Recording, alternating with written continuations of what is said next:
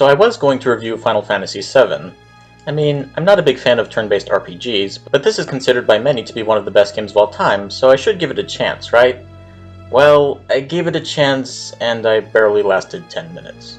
If you like turn-based RPGs like this, I'm sure it's great, but for me, it just reminded me of everything I dislike about Final Fantasy. In particular, the boring, tedious combats that will take up a significant chunk of the gameplay. So I tried Resident Evil instead, which I ended up sticking with for a lot longer. It's considered a classic, but some people say it hasn't aged all that well. And I can confirm that this game indeed has not aged very well. But before I start criticizing it, let's go over the good things, because it does do a number of things right. The game takes place inside of a mansion, where sinister things are going down, and you have to explore, find supplies, and defeat the undead horrors lurking in the halls. The game has quite a good atmosphere. It's genuinely unnerving.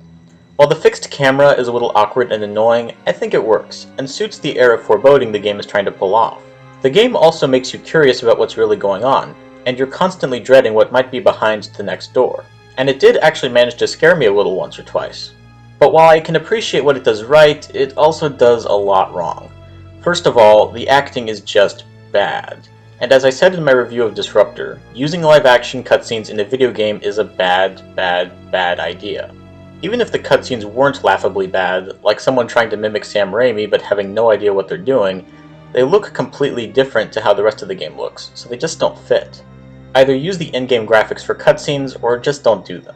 The graphics are a bit ugly, but I can forgive that. What I cannot forgive, however, is the awkward controls.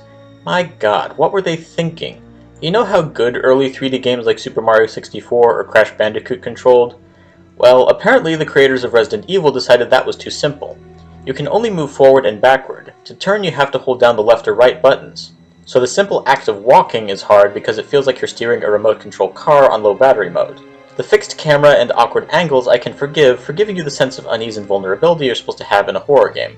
But not being able to control the character properly isn't scary, it's annoying. When I'm killed by one of the zombies roaming the mansion, I'm not scared by it, I'm just frustrated because the awkward controls prevented me from being able to properly defend myself. Especially since the game only allows you to use weapons when you're standing still. I mean, come on, in real life I'm rather out of shape, and even I could defend myself better than this guy can, because my inner ear and hand-eye coordination work properly, and I know how to walk and hold a weapon at the same time. But while that was annoying, the atmosphere and the mystery were enough to keep me going, at least at first. After a while though, I just began to lose patience with the game, because figuring out where you're supposed to go next added even more annoyance to the process. The biggest issue by far is all of the locked doors. Maybe I go this way, oh, it's locked. Okay, well maybe down here, oh, it's locked. Locked, locked, locked, oh come on, this is ridiculous. I have a gun, why can't I just shoot the door handle and force my way through? And so you'll constantly have to backtrack through the whole map trying to figure out where to go next, and it's very easy to end up running in circles for hours if you don't use a guide. While I can see why it was considered a classic, and why some people like it even to this day, Resident Evil really has not aged very well.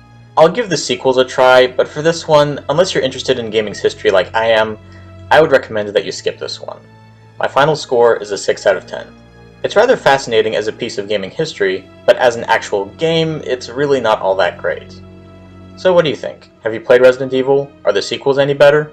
Whatever you think, be sure to let me know in the comments below. If you like what I do, feel free to subscribe and follow me on Twitter. Thank you for watching, and I'll see you in the next one.